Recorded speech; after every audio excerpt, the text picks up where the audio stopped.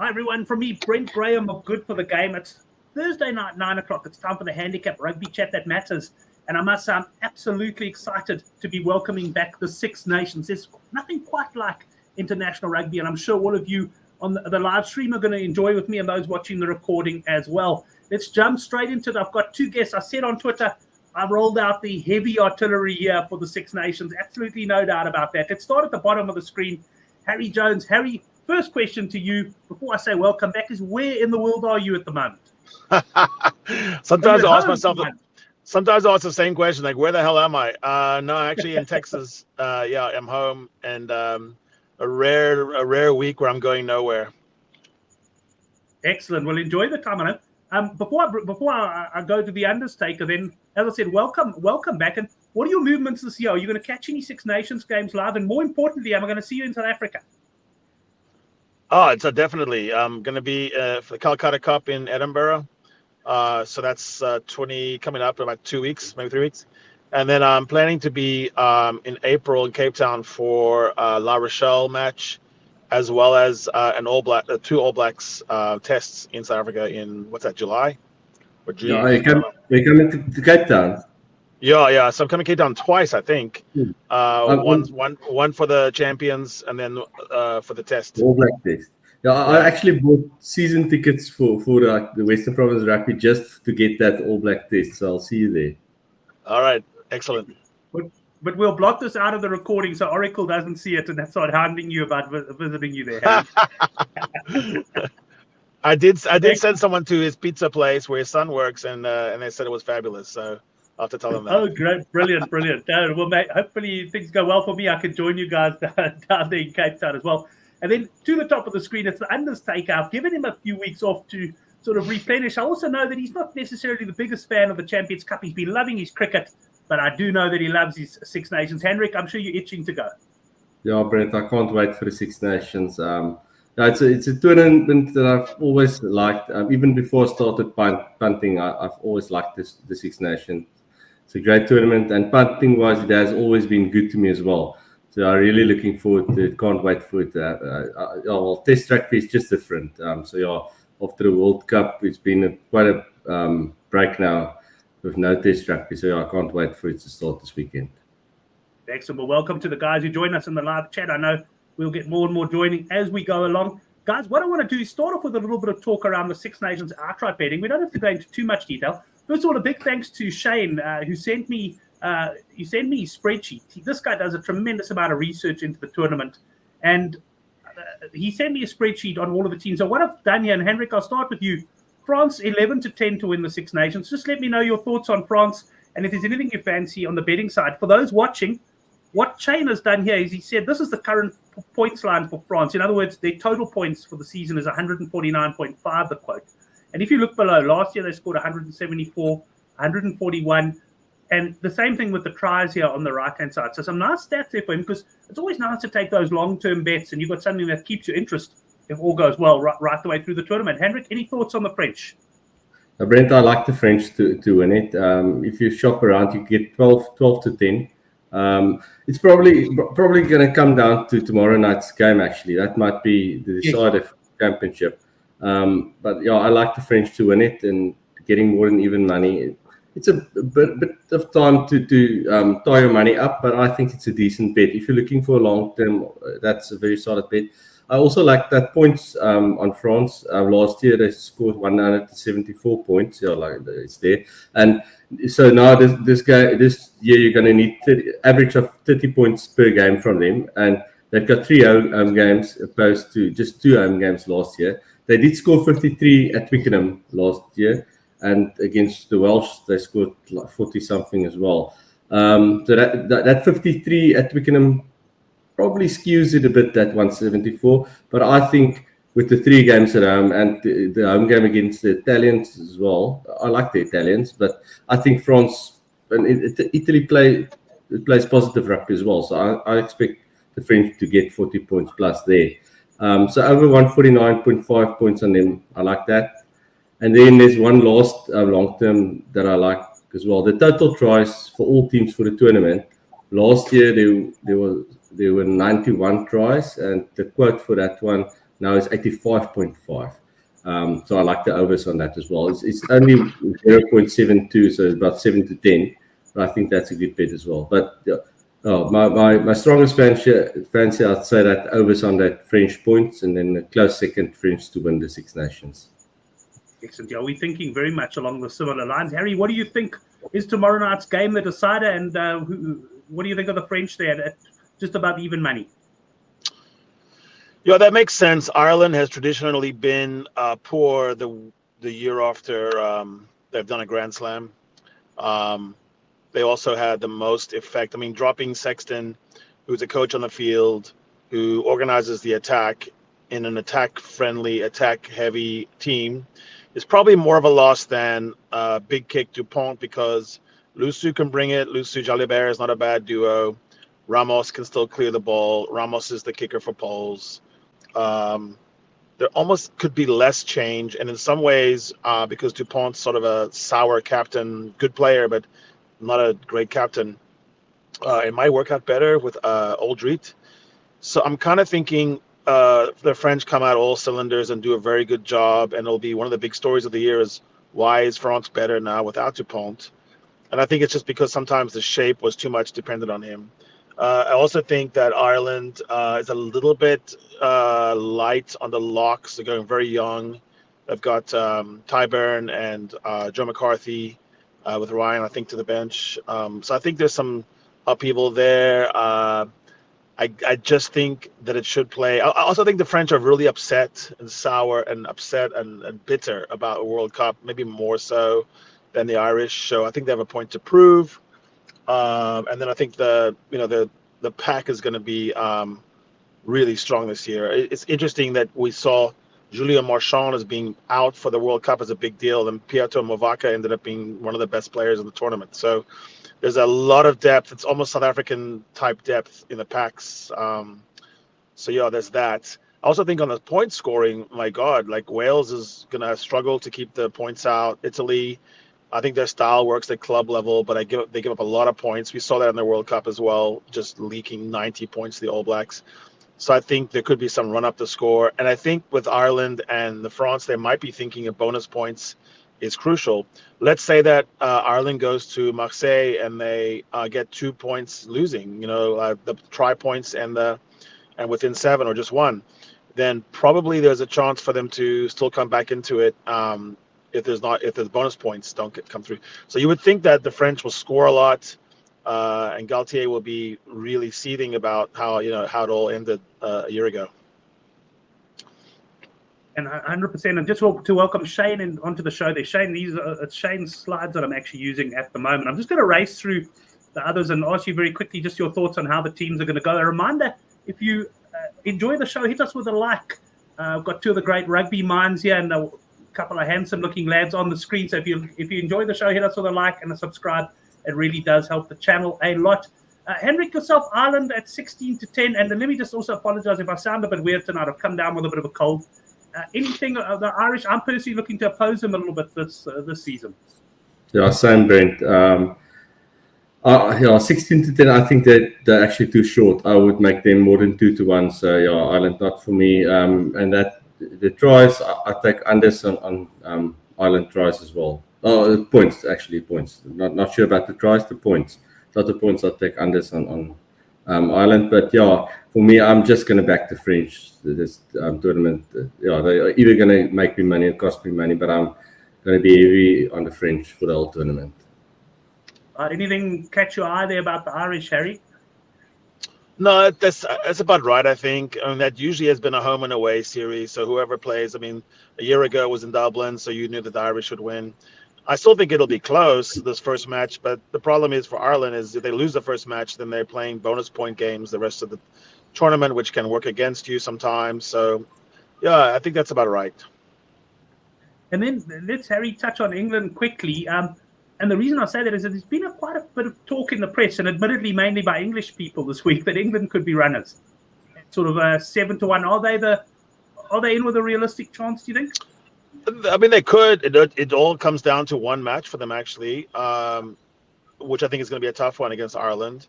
They could also end up in the final match of the entire tournament in Le Crunch, with everything to play for. They could actually spoil the French party.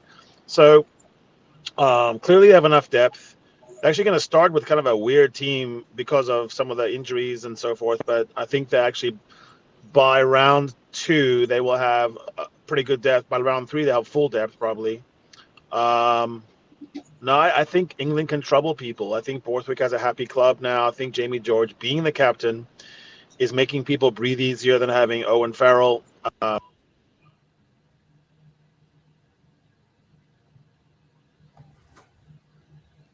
It's gone.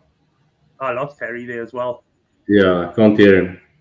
Harry, we lost you there for a sec. I'm just going to mute you there for a second, and then we'll get Henrik. Any thoughts on England from your side?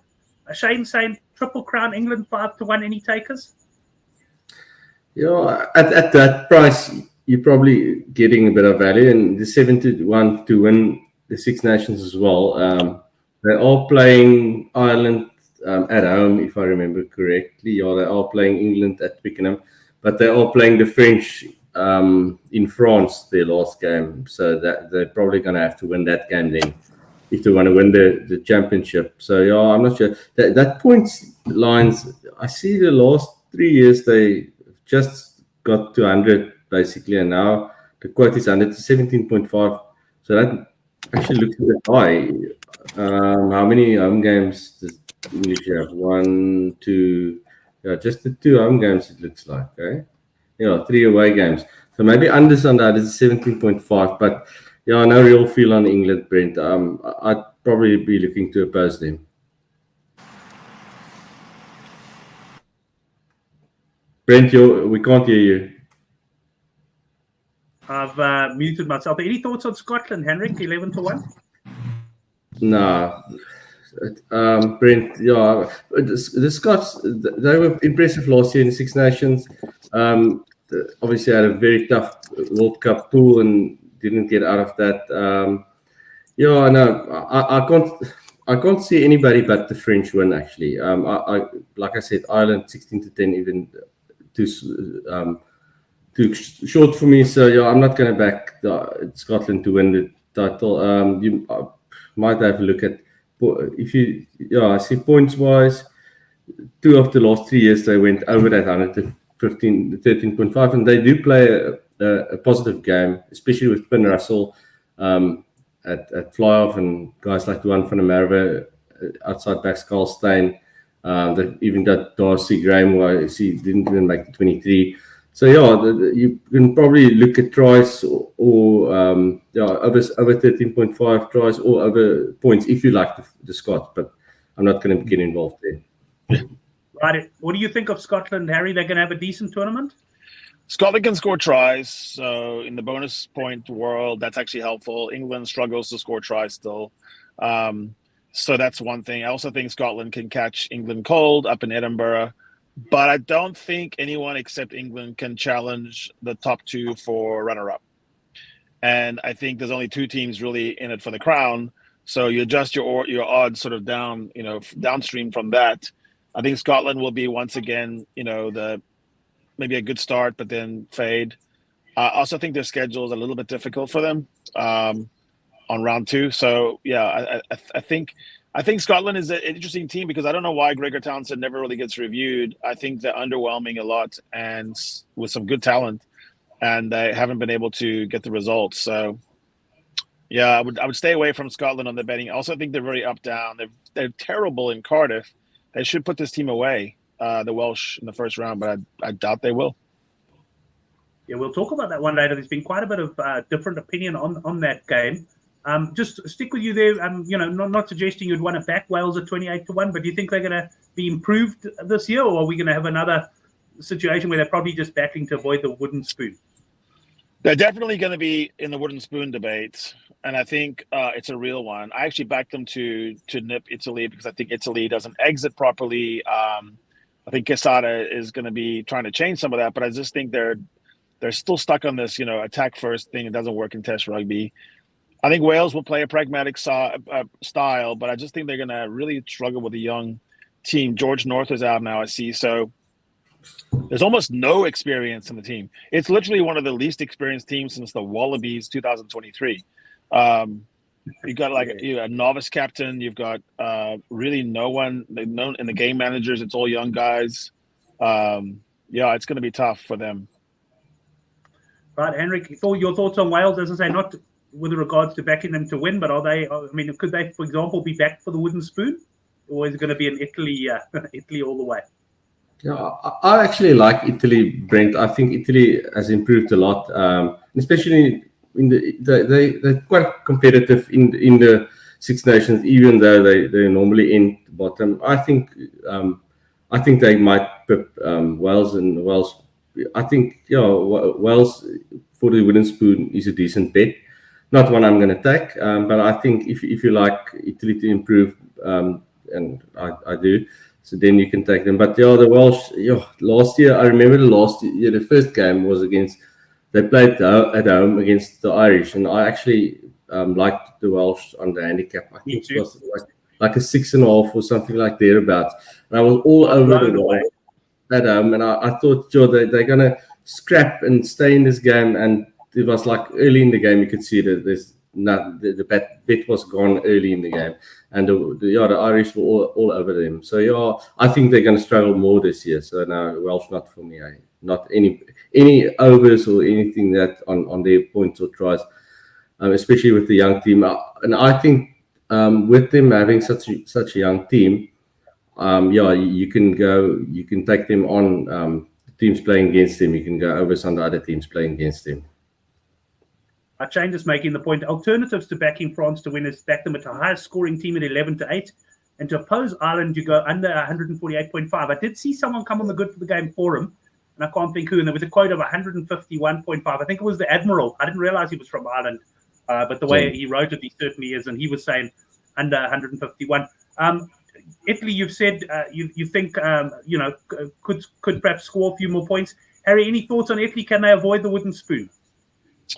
So the argument for Italy is that they're not playing in any kind of World Cup cycle, whereas Wales is clearly rebuilding for the next World Cup, and probably end up doing what the Welsh end up doing is having a pretty good World Cup, but they usually sacrifice 1 year in the beginning. France and Italy believe that France and Ireland believe that they are the best team in the world right now, and they have to produce right now. Italy is kind of in that mode too. I think Italy wants to put a good performance on the field, so I'd be really hard pressed to pick one or the other for wooden spoon right now. I just think in the end, Italy at crucial times still has this annoying habit of not kicking enough. Yeah, fair enough. Well, let's get into the matches themselves now, and I'll start with you, Harry, on the first game. France minus 3.5 against Ireland at home. As we said earlier, a very important match this. There was definitely a bit of movement towards Ireland. The handicap shifted out to minus 4.5. In fact, when I did the preview this morning for Good for the Game. But looking tonight, it seems as though it sort of come back to 3.5. It seems like there's support from punters on either side here. Personally, Harry, I'll tell you straight up, I think the French are going to beat this handicap. I think they're going to, at some stage, pull clear and win by sort of a score, perhaps a little bit more, as they've done the last two meetings in France. What are your thoughts on this one? Sure. I think the French will take this by about 3. I think it'll come down to a kick. And that's why I think the French will win, is because they have the more reliable kicking of the tee. I also think they will probably approach this pretty pragmatically. I think you could say that Galtier overplayed in the quarterfinal against the Bucks, and he overplayed a year ago against Ireland as well. And I think they've learned that they have to almost think like Bucks and stop trying to run people off their feet. It's not going to work against Ireland. Ireland's fit. So I think it's going to be a lower score. The one that attracts me here is a 46.5 points. I think that's where I'd go. I can see this match very much being that both sides have less than 20 or 20-ish. Brent, continue, Brent. It's this colder mind, so I keep muting myself and then forgetting to put myself back on. But 100% agree with you there, Harry, in the sense that I think this will be a proper test match. And just for punters, there are some options there. If you fancy, for example, one of the teams to win a close one, you've got the 1-12 markets, which I find bookmakers are pricing less and less of. but you also get the bet, for example, that either team could win by 7 or less or 6 or less. So that's also options. But Henrik, what are your thoughts on this opening game? I'm guessing you're going big on the French minus. I also like the minus, like you, Brent. I'm unsure about the points. I was leaning towards France overs because Ramos kicks very well, and they do take the 3 points. And I like teams that take their 3-pointers. If I want to take overs on their points, I don't like teams going for the corner, going for the tries. I'm with you 100%. You have to build the scoreboard pressure first before you get the tries. But so I was leaning towards the over 25.5 French, but now after Harry said he expects it being low, and I'm actually a bit unsure. No, but yeah, he's got the thinking as well. Yeah, that's the minus 3.5 is the bet in my opinion, Brent. I hear Harry is saying it's going to come down to maybe a 3-point game.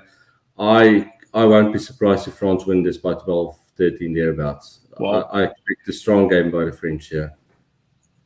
Right, we'll see what happens there. I'm going to be in Henrik's camp there, going on the French. Let's have a look at the next game. Henrik, we'll start with you. This handicap's definitely come in a couple of points this week. There was plus 17.5 Italy available. General sentiment amongst punters on the Good for the Game forum is the handicap was a little bit too high. It's edged into 15.5. And Henrik, we've got a total points line here, 49.5. Now, Brent, I like Italy a lot here on the plus. I took some plus 17.5 earlier in the week on Italy. I like the plus 15.5 as well. England's first game, and it's in Italy. Italy, in my opinion, they have improved. They obviously let me down badly last year when against New Zealand in the World Cup. It was a big egg on face for me. But yeah, I like the Italy to push England close here. I also maybe like the first half handicap, but probably get 7.5 if you can get the converted try. I think that's a solid one as well. Is England having problems at fly off? Oh, George Ford's probably going to start. I haven't seen the team. He's a solid fly off. But yeah, I think Italy on the plus definitely the way to go. And Italy, England normally is a high scoring game. I haven't got the stats in front of me. Just from memory, it's lots of times it's a high scoring game. So, but I see 49. 49 looks high as well. Maybe overs on Italy points with about probably 20 thereabouts. But yeah, I just the plus full time plus. I'm confident on Italy on the plus. Right, I'm also expecting a bit of a high scoring game potentially in this one. Harry, what are your thoughts on this opener? Is it as comfortable a win for England as the bookies are suggesting? I think more comfortable. I'm actually going to go opposite. I think that England will win this by at least 20, maybe 25.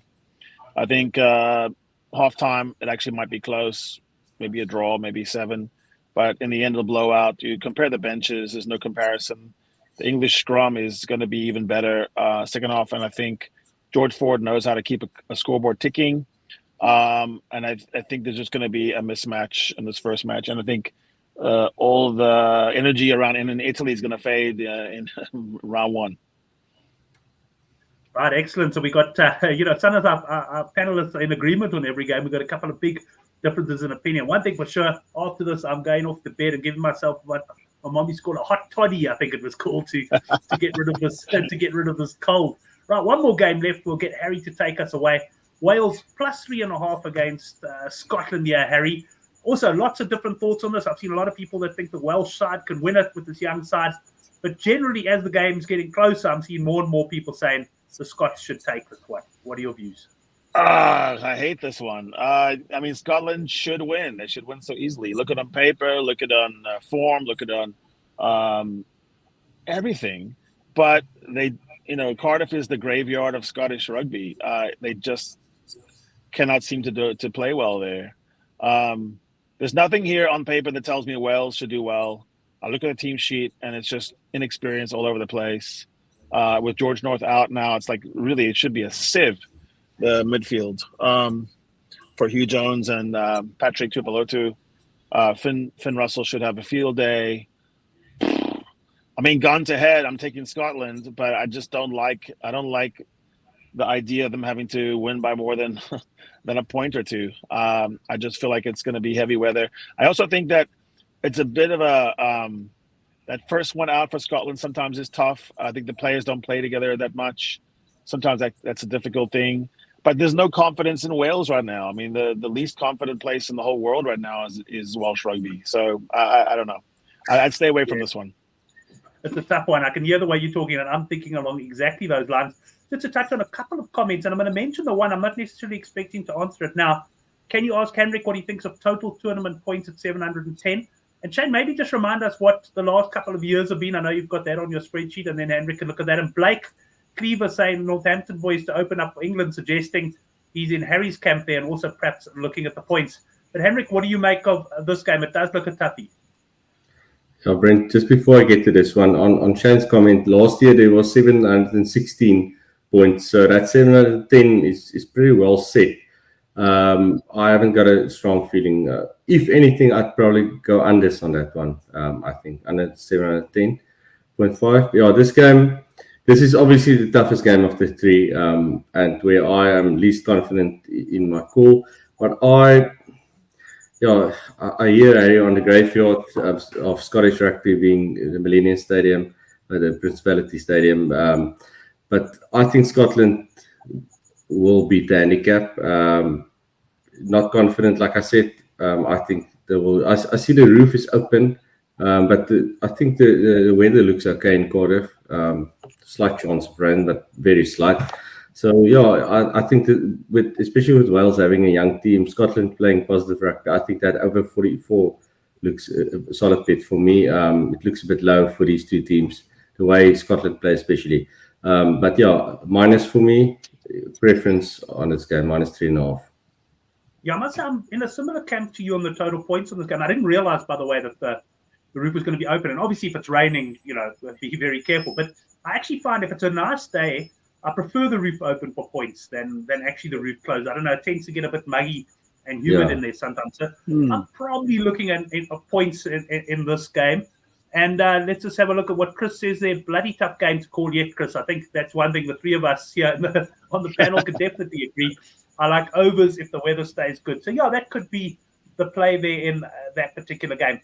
Anyways, it's a short show tonight because we've only got Six Nations to talk about. So we're going to get into the best bets now. And let's start with Henrik. Henrik, your best bet on the card. Brent, I'm going to go for the French -3.5. I think that's the bet of the weekend. I quite like Italy on the plus as well, but I think France -3.5. Keep it simple. Get your money tomorrow night, and you're right for the weekend. We all know my brilliant record on Friday nights of punting, eh? So yeah, but I'm actually with you on that one. And Harry, what do you think has stood out for you as betting wise on the card? Yeah, load up on the sour chariot. The happy English boys are going to be running away with this. They've got some cohesion. I like the back line. It's heavy, it's quick, it's strong, and I think they're going to have good vibes from the World Cup. I think they like their coach. I think England's actually in a good space right now. I just don't think they have the horses to catch the French or the Irish yet. But I feel like this is going to be a hammering, and I think they're going to be, they'll be a player in this tournament up till the end, the final round. Right, excellent. So, yeah, it's some really exciting rugby. I think all of us getting so excited now for the Six Nations. I've got to ask you, Henrik, who's going to win the SA20 cricket? Brent, everybody's saying the Durban Super Kings are going to win it, but I like the Sunrisers. I think Markram's team's going to come from behind. I like the Eastern Cape Sunrisers. I'm calling them. I'm going to the final. I've already got tickets for the final. Can't wait for that next Saturday. But yeah, Sunrisers for me. What do you think? Well, I backed Cape Town at 11-1, and then they had that horrible rain-shortened game and won 40-1 after that. But they had a big win now. Well, I'm assuming they ended up wrapping it up. And I'm still quite happy with my 11-1 there. I think they've got to beat the Capitals in the next game, in their final game to go through. But the Capitals look in a bit of disarray at the moment. And I think if Cape Town can get there and obviously they'd have to win 5 in a row. But if they can get to that final at Newlands, I'd give them a very strong chance. So, but yeah, I mean, they've got a lot to do. And certainly I do like the way the Sunrisers are playing as well. And the Capitals showed last year, it's not always great topping the log. It doesn't mean anything. In fact, there's no difference between finishing first and second on the log. There's no home ground advantage or anything. So, yeah, Interesting one. And Harry, anything else catch your eye this weekend, sport-wise? Oh, not really, man. I'm all invested. I'm like you guys. Six Nations to me is a brilliant tournament. I love the proximity of the rivalries. I like that it goes back 100 years. So yeah, I'm ready for that. Right, Johan comes in with his weekly treble. Italy half-time plus 7.5, France 1-12, and Scotland win, and that works out to 6-1. And Bitsy coming in with his UFC parlay. I'm not even going to try to pronounce that name, but anyway, there it is at 5-1. So yeah, we'll certainly. South Africa UFC spirit is very high now, of course, after Drickus Du Plessis won. Thanks to all the guys in the live chat. And Henrik and Harry, thanks a lot, guys, for joining us. I look forward to getting the Six Nations underway. Cheers, guys.